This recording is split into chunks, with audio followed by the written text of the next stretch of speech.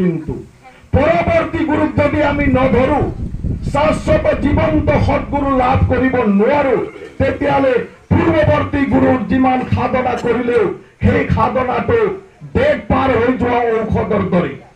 এটা ঔষধৰ ম্যাদ থাকে, সেই ম্যাদ পাৰ হৈ যোৱাৰ পিছত ঔষধে অপকাৰ নকৰিলেও কিন্তু উপকাৰ নকৰে। কিন্তু পূৰ্বৱৰ্তী যি নাম আছে সেই নামৰ একশনটো এটা নিৰ্দিষ্ট সময়লৈকে থাকে, আৰু সেই নিৰ্দিষ্ট সময়ৰ পিছত সেই নামৰ একশনটো নাথাকে।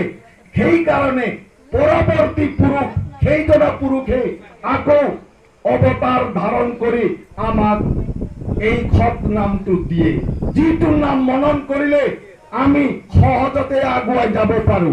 যেনেকৈ এটা 7 তলা বিল্ডিং, তাত আমি খটখটিৰে গৈ থাকিলে আমাক বহুত সময় লাগিব পাৰে, কিন্তু লিফ্টত যদি উঠি সুইচ দিও ফটকৈ গৈ আমি জাগা পাব পাৰো। তেনেকৈ সৎ নাম লৈ এইবাৰ পৰম দয়াল কল্কি ভগৱান শ্ৰী ঠাকুৰ অনুকূল চন্দ্ৰ এই ধৰাধামত আহিছে। আমি তো শ্ৰীকৃষ্ণক মানিছো, ৰামক মানিছো, আৰু সকলোতকৈ শ্ৰেষ্ঠ অৱতাৰ হিচাপে আমি শ্ৰীকৃষ্ণক ধৰো। শ্ৰীকৃষ্ণইতো স্থান ভগৱানৰ কথা কৈছিল। আপোনালোকে গীতাৰ 3য় অধ্যায়ৰ 13 নম্বৰ শ্লোকটো চাব। তাত কোৱা আছে, যজ্ঞ শিষ্টাসীনা সন্ত মুঞ্চতে সৰ্বকিলবসৈ ভুঞ্জতে তে ত্ৰাগাং পাপাতে পশ্চাৎমক কাৰণং বুলি কৈছে। এই চৰাচৰ জগত এজন ঈশ্বৰেই সৃষ্টি কৰা, এই সৃষ্টিৰ ভিতৰত ঈশ্বৰক কিবা এটা নিবেদন নকৰাকৈ যিসকলে অন্ন জল ভক্ষণ কৰে তেওঁলোকে বিষ্ঠা ভক্ষণ কৰে আৰু তেওঁলোকে ঈশ্বৰ বুলি কৈছে। তেতিয়াহ'লে মই কৰিছোনে?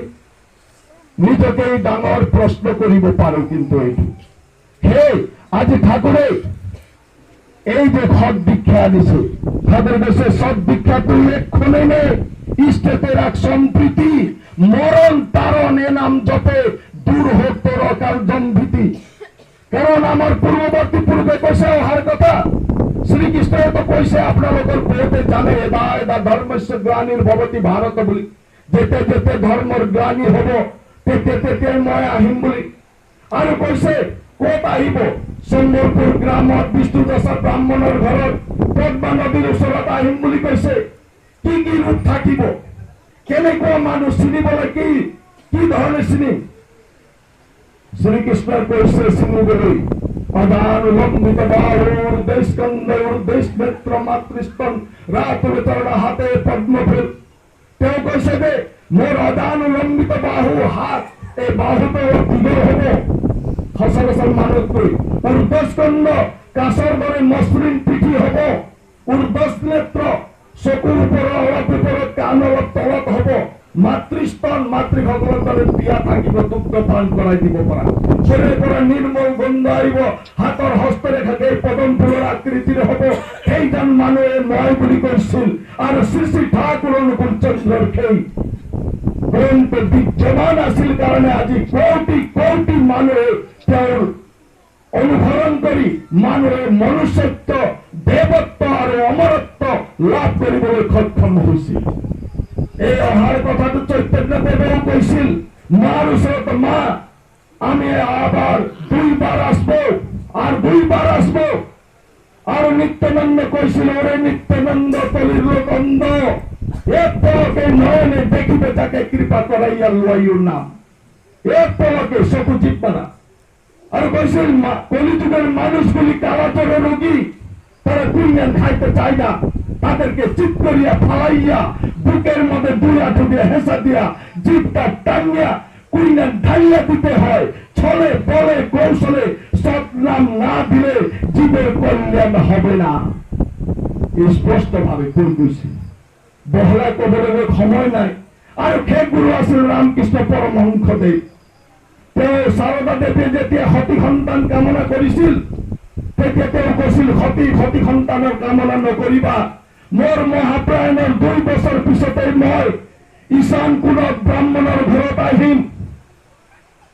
আর কৈছিল আমি অতি শীঘ্রই দরিদ্র ব্রাহ্মণের ঘরে এসেছি। এই লৌহ কবচ, রামকৃষ্ণ ঠাকুরের হাতত একটা কবচ আছিল, এই লৌহ কবচ আমার সাথে থাকবে। তোমার নাতি নাতিন তোর বড় মা বলবে, জগৎবাসী তোমাকে বড় মা বলবে। আজি কোয়া নাই, সেই কারণে আমার কামটো হল দীক্ষা লব লাগে। ধর্ম মূর্ত হয় আদর্শত, আদর্শয় আনে দীক্ষা, দীক্ষায় আনে বৃত্তি নিয়ন্ত্রণ, বৃত্তি নিয়ন্ত্রণ হওয়ার পিছত ধৃতি আহে, ধৃতির পিছত চৈতন্য আহে, চৈতন্যের পিছত কৈবল্য আহে। সেই কারণে আমি আচার্য ফলো করে চলিব লাগিব। সেই কারণে ঠাকুরে দেশে দীক্ষা নিয়ে শিক্ষা করিস, আচার্যকে করে সার, উন্নয়নী প্রত্যয়নে হনা জ্ঞানের সাগর পাত। এতিয়া আচার্যই আর পূজনীয় অবিন্দায় বারবার নির্দেশ দিয়েছে ডিপির কাম, দীক্ষা পত্রর কাম। আপনাদেরকে ইমান লাইটলি নলবে কিন্তু কথাবিলাক। যেনেকৈ কুৰুক্ষেত্ৰ যুদ্ধ আৰম্ভ হোৱাৰ আগতে বাৰে বাৰে শ্ৰীকৃষ্ণই আহ্বান কৰিছিল, তোমালোকে আহা, এইটো এৰা। যেতিয়া মানুহে নুশুনিলে, যেতিয়া যুদ্ধৰ ৰণশিঙা বাজিল, কোনেও ক্ষমা নাপালে। ভীষ্ম, দ্ৰোণ, কৰ্ণৰ দৰে বীৰ ৰথী মহাৰথীৰে প্ৰথম হল। এই ডিপিৰ কামতো এতিয়া সকলোৰে ঘৰত গৈ গৈ সকলোকে বুজাবলৈ কৈছে, 150 বাৰ 200 বাৰ যাবলৈ কৈছে। এইটো এটা চৰম সীমা। কিন্তু এতিয়াও যদি বোধ জাগি মানুহে এই উত্তপ্ত বালিৰ তটত মৰুভূমিৰ পৰা ফিৰি নাহে, তেতিয়াহ'লে ভোগাই মৰিব লাগিব। যে নহওক, আপোনালোক সকলোৱে ঠাকুৰক বুজা মানুহ, ভাগ্যৱান মানুহ, আপোনালোকে ধৰক। ঠাকুৰতে ইমান কৈছে, তোৰ পাপ পাপ জ্বালা যন্ত্ৰণা যি আছে সব মোৰ ঘাড়ত দে। সেইকাৰণে কৈছে, তুই গো হত্যাকাৰী, স্ত্ৰী হত্যাকাৰী, ভ্ৰূণ হত্যাকাৰী, বিপ্ৰ হত্যাকাৰী, যিয়েই নহওক কিয়, যিমান পাপ পাপ জ্বালা যন্ত্ৰণা তোৰ যিয়েই নাথাক কিয়, মোৰ ঘাড়ত দে, মই লম। বাবা, তই মোক তুই ভাল হৈছ। ইমান এটা সুযোগ আমাক হিমালয়ত গৈ তপস্যা কৰিব লগা নাই, ঘৰ বাৰী এৰি যাব লগা নাই। আমাৰ গৃহৰ সাধু হব দিছে, মনৰ সাধু মই হম আৰু 10 জনকো হুৱাম। এইটোৱেতো জীৱনৰ সাৰ্থকতা।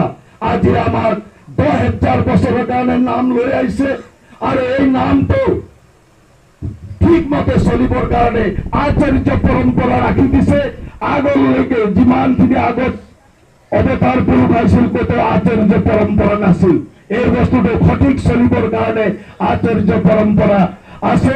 আমাৰ যিকোনো সমস্যাৰ সমাধান বিচাৰি আমি আচাৰ্যৰ ওচৰত যাব পাৰো। যে নহওক, সময়টো তাক